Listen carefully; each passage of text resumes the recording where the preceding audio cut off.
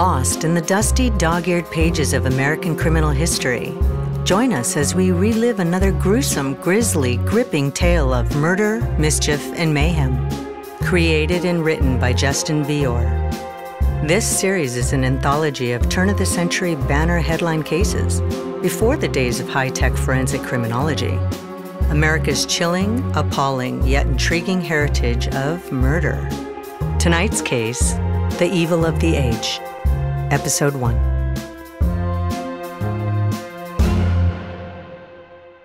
Enter. Welcome to my study, my library of sorts, hence the musty, aging books on the shelves, up to the rafters. Most leather-bound, mind you, the way books were back when. And before you ask, no, I don't do iPads. Pardon the dust. My wife always gets on me for that. Have a seat. Now, you wanted a story. Something old, historic, a bit grisly and unsettling. Americana has plenty of that. More interesting than the modern rubbish. Any rank amateur can take a Glock and blow a head off. Would you hand me that book on the desk corner, please? Thank you.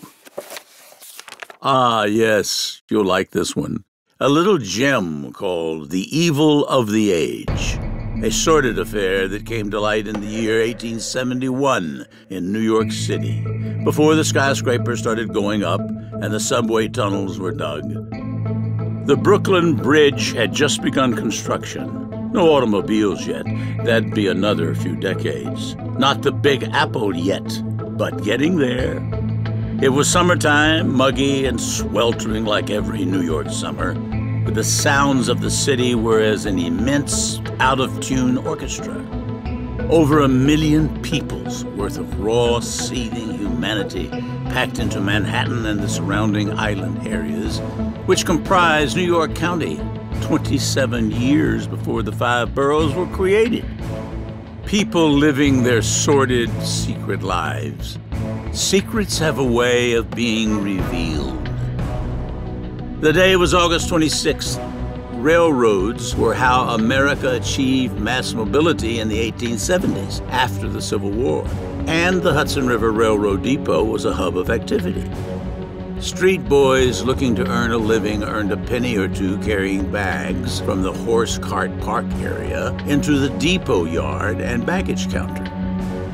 In the recesses of the depot was a musty baggage room where, on this particular day, a startling discovery was made. An old steamer trunk about waist-high lying on its side, with leather straps and brass buckles pre-Velcro. There was nothing special about this trunk. Looked like the hundreds of others that passed through in transit to Kansas City, St. Louis, other points west. The tag on this one read Chicago. But what the porters found when they opened it sparked a controversy that lit the sweltering New York summer afire, at least on the pages of the press. In fact, the controversy still rages to this day. What did those nosy porters find when they pried open that suspicious trunk? They didn't know it. But they were about to expose to the world what newspapers of the day called the evil of the age.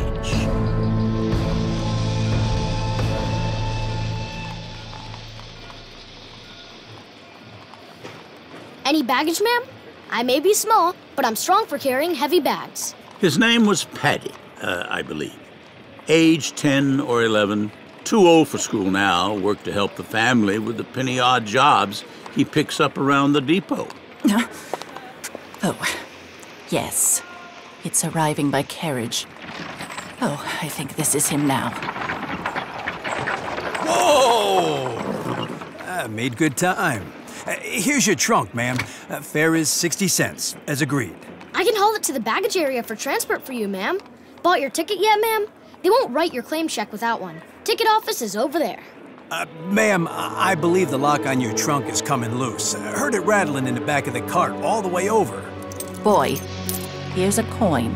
Purchase a length of rope and secure the trunk for me. And be gentle. It contains glassware.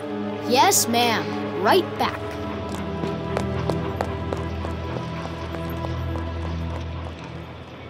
Next in line.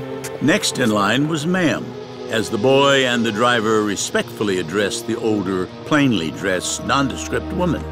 1 ticket of passage, please. Destination? Chicago. Cost is $19, ma'am. Boards 7:30 in the p.m., departs on the hour of 8. 8 o'clock? The hour is 3 now. I had no idea it would be such an interval. Can't you— 8 o'clock on the dot, madam. I can't change the schedule for personal convenience. Fine. Where can I find the counter to check baggage? Patty and the cart driver struggled to lift the old woman's steamer trunk up onto the baggage counter. Oh, Jesus H. Christ, and bust my arse! Damned if this thing don't weigh heavy. No, careful. It's quite a load. We can handle it, ma'am. I'm little, but I'm strong. I wish you had an older brother here. Clerk, this is my only piece of baggage. Please handle it very gingerly. Contents? Glassware. Oh, very heavy glassware. Oh, there. She's up and done. Took 2 of us, didn't it? Yeah, couldn't have done it without you. 80 cents, I believe you said. Thank you, ma'am, and thank you, Patty boy. You're a good little worker. Now, young man. Name's Patty, ma'am. At your service. Yes, I am going into the city to dine and await the arrival of my train. If you will meet me here at 7:15 to bring me to my compartment, there'll be further reward for you than just this penny. A nickel, ma'am? Certainly, ma'am. I'll be here. Thank you, ma'am. So the old crone slipped into town for some victuals, or whatever she was up to. Meanwhile, in the baggage room of the Hudson River Train Depot, without a handle with care note attached, the suspicious steamer trunk laden with glassware was dropped and tossed recklessly about amidst a slew of other baggage. The rope Patty had tied about it went slack, and the trunk lid shifted slightly ajar. It's 4:26, Johnny. Hurry up with the bags. We got the 716 pulling out in 20 minutes. Fine. But I ain't touching that one there in the corner. Get a whiff of that thing. Absolutely rank. Oh, that ain't right. Better inform Mr. Vanderwood. Did I hear my name? Come on, boys, we're running behind. Vanderwood was the baggage room bigwig. Charles and I, sir, we smells a real bad smell coming from that trunk over there. Yeah, that one. Good Lord. We didn't touch it or nothing, Mr. Vanderwood. John, hand me the hammer and chisel over there. Why can't people wash their clothes before they pack them? Hey, not everyone's got your high-class breeding, Charlie. Give you a hand there, Mr. Vanderwood? No, here it goes. Oh, my. Oh, Christ the Lord! Oh, I hope that's a wig. It wasn't a wig they saw as Mr. Vanderwood peeled back the army blanket and linens inside the trespassed upon luggage. It was the doubled-over body of a young woman, dead. And as the word spread through the depot, whoever the poor, expired young thing was, she caused quite a stir and inspired the summoning of the local constabulary, an early incarnation of the NYPD. 2 of my porters brought the Saratoga trunk to my attention, Captain Caffrey. This boy here told me he assisted an elderly woman in transporting it to the baggage counter earlier this afternoon. What's your name, boy? His name's Patty. Is your name boy, Mr. Vanderwood? Let the tyke speak for himself. Patty, sir. Short for Alexander Parks. Only me mum can call me that. Tell me about the steamer trunk. As I said, he aided an old woman who— You're doing it again, Vanderwood. Sorry, Captain. She was an old bird, Captain. Maybe 100. Oh, I don't think she was that old now. Like one of them spinsters that no one marries. Shawl, little hat, and veil. I helped the truck driver carry the trunk. Dreadful heavy. Madam paid me a penny. Said she was bound for Chicago. Are you certain this is the same trunk, boy? Yes, Patty, are you certain? Vanderwood! Certain, I'm certain. Brown Saratoga, flimsy lock on the lid. That's the rope the driver helped me do it up tight with. Tied the knot myself. And the lady? Well, I didn't put her in there. Not that lady. The old lady. Went to town to dine before her train come. Said to meet her on the landing, sir. 7:15. To bring her a car. Money in it for me? Maybe a nickel. I don't guess I'll have to carry the trunk for her now. Officer McConnell, accompany Master Parks, Patty, to the platform. Patty, when the 100-year-old lady arrives to meet you, be sure to introduce her to Officer McConnell here. He's partial to the older set. Yes, sir. Sir, can I still keep the penny? Spunky ragamuffin, that Patty.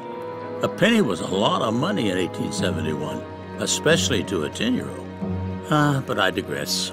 So, Officer McConnell and Master Parks, as only his mom called him, kept a lookout for the century-old spinster with the faulty and odoriferous luggage to appear on the depot landing. But with all the public fuss made, she couldn't help but get wind of the situation. Clarence, come see. They found a girl, dead in a trunk.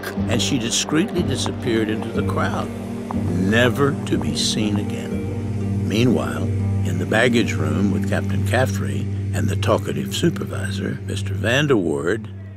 There you go. Lift it up there, fellas. Handkerchiefs over your nose. Take it to the morgue at Bellevue. It wasn't like the labs on the CSI television program, of course, but the major hospitals of the day, even in the 1870s, had their forensic examination rooms of a kind. Deputy Coroner Dr. Cushman was the man on duty when the girl in the steamer trunk arrived. I don't often see human flesh so foully treated, Captain Caffrey. At least not the flesh of a lady. How long has she been dead? Judging by the rigor mortis, I'd guess 3 days. Can't fully unbend the body. Don't want to break it, you know. A lady of the evening? No, I don't think so. Her age, I'd put it 19, give or take. 5.5 feet tall, petite frame. Doubled and stuffed into a 2.5-foot trunk. Golden hair, like an angel's, poor thing. Hands show from toil. She's not an aristocrat. Household servant, perhaps. Decomposition set in, except on the face. Lovely face. Organs appear normal and healthy. No marks of struggle or violence.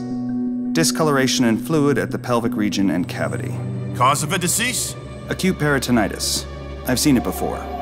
The signature of a botched abortion. Abortion? Poor job, this one. 2 victims for the trouble of 1. And while the body of the comely girl was being examined at Bellevue, 10-year-old Patty was feeling very important, brought by Captain Caffrey to meet Inspector Walling of the 20th Precinct. Now you're certain the name that appeared on the side of the cart truck which carried the trunk to the rail yard was Tripp. T-R-I-P-P? Yes, Inspector. Are you positively certain, boy? You ain't the only one who can read, you know. I may be small, but I'm smart. I'm positive certain. T-R-I-P-P.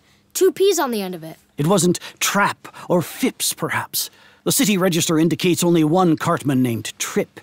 He's the irate Polish bloke whom we dragged from his bed at dawn this morning. But you say he's not the fella from the depot? No, he didn't have a mustache like that Polak did. Not very PC there, Patty. Out of the mouths of babes.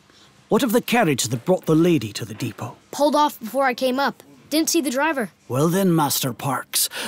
Paddy. I have no choice then but to appoint an assignment for you, young sir. I hereby deputize you for the afternoon in the service of the 20th Precinct for the Constabulary of Greater New York. A job as a copper? Keen. Wait a minute. How much does it pay? And so Patty and Captain Caffrey set out in an equine constabulary carriage. Say that 5 times fast. To tour the city in search of the cart in question, bearing lettering for the name Tripp. I'll bet Caffrey even gave the lad a badge and let him wear his Keystone Cops hat on their rounds to keep him engaged in the search. But none of the trucks encountered fit the boy's vivid description. So, we'll return to Inspector Walling's office back at the precinct. A gentleman to see you, Inspector. A truckman. Says his name's Pickett. William Pickett, sir. I read in the press here you're searching the city for an old woman in connection with a trunk containing a dead... I swear I did nothing wrong, Inspector. Seat yourself, please, Mr. Pickett. Let's have us a talk. The inspector and the truck man had their talk. And she come to my corner at 29th and 3rd, where I let out for hire. Old woman, better than 50. More like 100. Plain as plain. Sends me a block over to 2nd Avenue to fetch a Saratoga trunk up from a basement. Put it on a truck, she says, and take it to the Hudson River Depot at 3 o'clock. Paid half in advance. Whom did you encounter at the home on 2nd Avenue? Just a servant girl. She showed me to the basement room. It were dark. The window coverings were drawn. In the room was a lady and a tall fellow. A Jew, I think. A thick German accent. Didn't say much, though. Transport the trunk very gingerly. They was adamant about that, to the charge of the first woman. The old dame, what paid me, over to the depot yard to be shipped by rail car. The man, the German. Tall, you say? Taller than me by a head. Dark hair, long nose. Mustache? Beard? Yes, sir. Both. Dressed darkly? Long jacket and sleeves? The very one. That's the man. You know him? Huh. Our paths have crossed before. 2nd Avenue 600 block. Rosenzweig. Mr. Pickett, come with me, please. And off they went to number 687 2nd Avenue, a 2-story residence plus basement in the Manhattan section of the city. Captain Caffrey and young Master Parks, along with half a dozen uniformed officers, were waiting on the doorstep when they arrived, and Inspector Walling gave them their marching orders. If we are able to gain peaceable entry, Mr. Pickett and Master Parks, your services in identifying all persons to your knowledge connected with this matter will be of critical importance. Prepare yourselves. Good day, sirs. Good day to you, young miss. Is this the residence of Mr. Jacob Rosenzweig? My master? Yes, sir. Is your master present in person, miss? No, sir. He's employed at his offices daily at this hour. Mr. Pickett, what say you? Yeah, she's the one which showed me to the basement. Young miss, I am Police Inspector Walling. We would like to examine the basement of this premises, below stairs. The young miss wasn't thrilled at this prospect, and her mistress, the rather crotchety Frau Rosenzweig, certainly wasn't put in a more convivial mood over it. Gentlemen, I protest my indignation. No cause exists for this forced entry into a respectable home in this loutish, brutish manner. Madam, we've reason to believe these premises to have been party to a crime, the commission of a ghastly murder. Now stand aside. Mr. Pickett. This is the very room, Inspector. The Saratoga trunk stood there, in the corner. All the window panes was blocked off, like they are now. Do you recognize this woman? She was with the tall Jew. Not true. Not Jewish. Deutschlanders. Is she the same bird present at the railroad yard? No. No, sir. No, sir. Not her. It's funny. She looks like she's 100. Frau Rosenzweig, if you would be so kind, I would have the street address of your husband's medical practice. Feisty little housefrau, Mrs. Rosenzweig, went nose to nose with the good inspector, but was no match for that esteemed 19th century criminologist. A turn or two of the proverbial screws and he acquired the necessary information. And so the merry band of policemen, with Mr. Pickett and Paddy, repaired to the front stoop of a 3-story building not far away on Amity Place. A placard on the wall indicated it to be the establishment of a Dr. Asher, medical physician. The objective in the matter, gentlemen, other than apprehension of the culprit, is to prevent alarming the occupants within, as well as refraining from rousing excitement in the neighborhood. Yeah, that'd be a strenuous task at this juncture, Inspector. Word is spread. Look about the street. Dozens of the curious. Buggers. Let's be on with the matter. Oh, gracious! May I help you, sirs? Good day, madam. I'm Police Inspector Herbert Walling, and these gentlemen are duly authorized deputies of the city of... Why the impudent wench? Madam! Madam! If you want to keep this door on its hinges! We're creating a sideshow for the gawkers out here. Men, force the door! This is indecent! You cannot intrude and disrupt this establishment in this manner! These are the offices of Dr. Asher! Alias Dr. Asher. The man's name is Rosenzweig. Where's the scoundrel hiding himself? You men, check rooms on the corridor, then make for the upstairs. Bring him down here! Keep the gawkers at bay outside! No entry! Baby killer! Bring him down! There's blood on his hands! Upstairs in his third-floor office, the good doctor seemed a bit unnerved by the pandemonium below. Standing there in a tizzy in his white lab coat and the Geschichte scared out of him, He had just enough time to gather some papers and open a third-floor window as a proposed means of escape before Captain Caffrey and his boys in blue rapped urgently on his locked door. Rosenzweig! Rosenzweig! Jacob Rosenzweig, your diabolical practice is at an end. I arrest you in the name of the city of New York on the foul charge of murder. Come away from that window and submit to the will of the law. Men, place the hand shackles on his blood-stained wrists and take him below. String him up. So much for Inspector Walling's efforts to avoid rousing excitement in the neighborhood. And what do you think of that Rosenzweig character? Trying to duck out the third-story window, not very doctorly. This is how a news article appearing in the August 29, 1871 edition of the distinguished New York Times described the Gut doctor.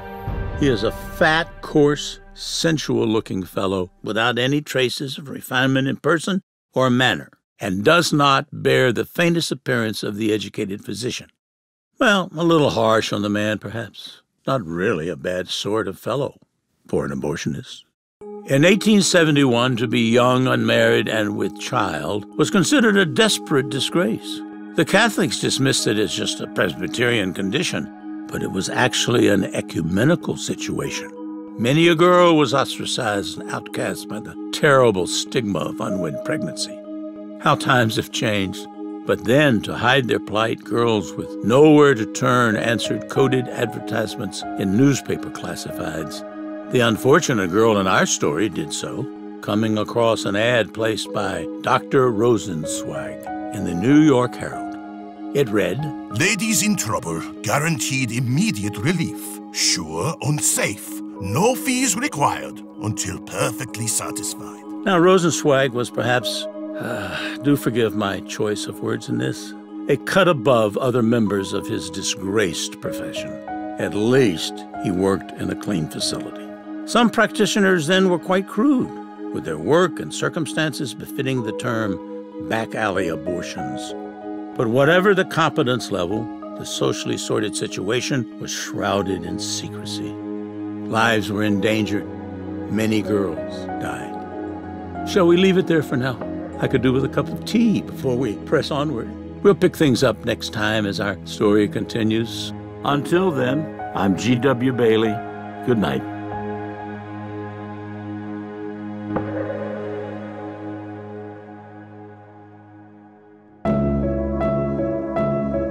Murder, Mischief, and Mayhem is an anthology of our rich American heritage of scandal, mystery, and murder, revived from the faded pages of history. You can find Murder, Mischief, and Mayhem wherever you listen to your podcasts. Created and written by Justin Vior. Directed by Ken Yaz. Narrated by G.W. Bailey. Produced by Ed Adler and Ken Yaz. Sound design and music score by Ray Soldick. Casting by The Voice Caster. Script supervision by Stephen Glennon and Maria Norris. This podcast is dedicated to the memory and inspiration of Dr. W. Keith Krause. Murder, Mischief, and Mayhem is the property and production of Ed and Ken's Excellent Adventure, LLC. All rights reserved.